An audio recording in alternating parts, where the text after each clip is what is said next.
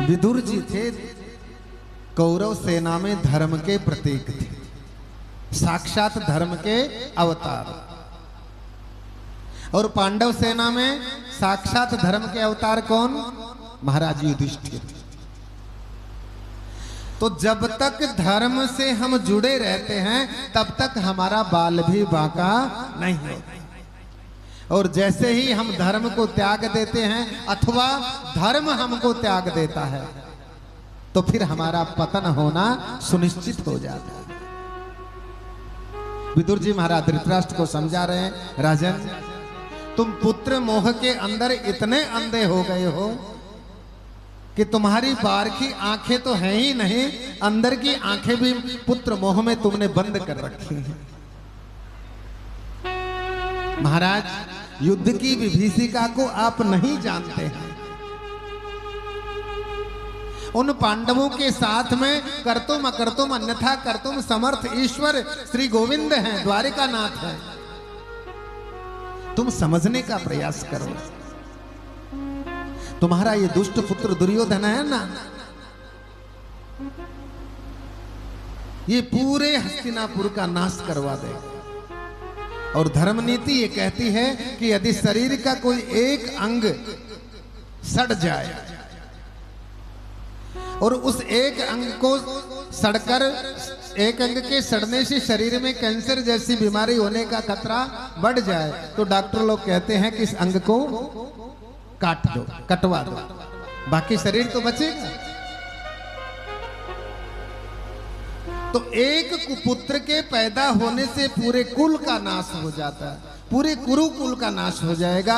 आप इस बात को समझो, ये दुष्ट दुर्योधन तुम्हारा पतन करा देगा। पांडवों को उनका अधिकार दे दो।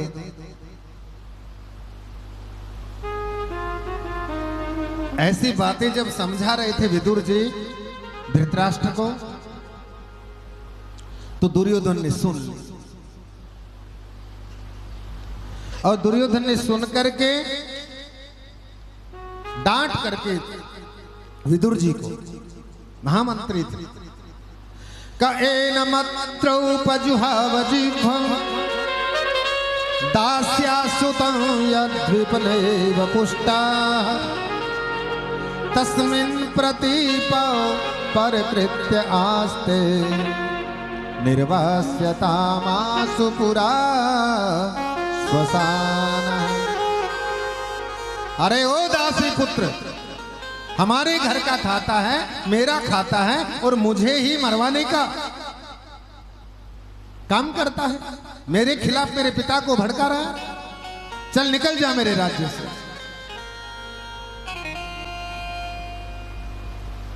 और महाराज विदुर जी ने जब ऐसा अपमान सुना कुछ नहीं बोले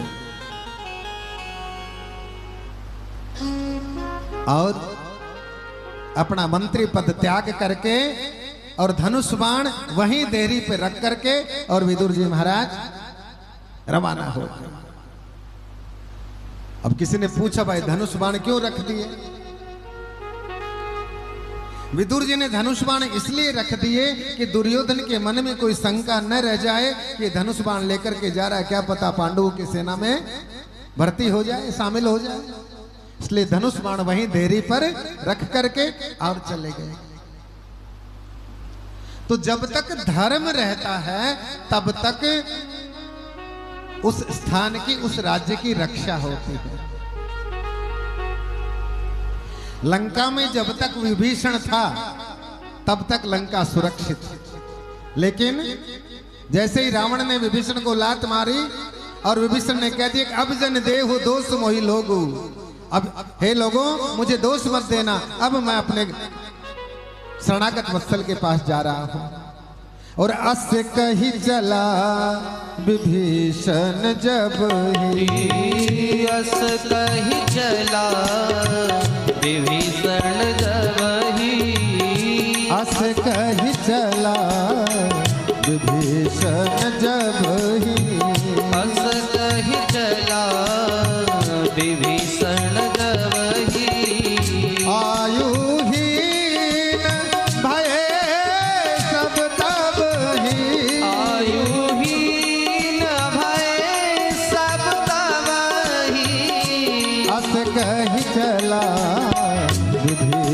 विभीषण जब ही अस कहि चला विभीषण जब ही। उसी प्रकार से जैसे विभीषण लंका से गए मानो सारे राक्षस आयुहीन हो गए, सारे राक्षसों की आयु का हरण करके मानो विभीषण ले गए। उसी प्रकार से आज धर्म के प्रतीक महाराज विदुर जी सनिर्गतः कौरव पुण्य लब्धयो गजाश्वया तीर्थ पद पदानि। मानो कौरवों के सारे पुण्य विदुर जी अपने साथ लेकर के चले गए।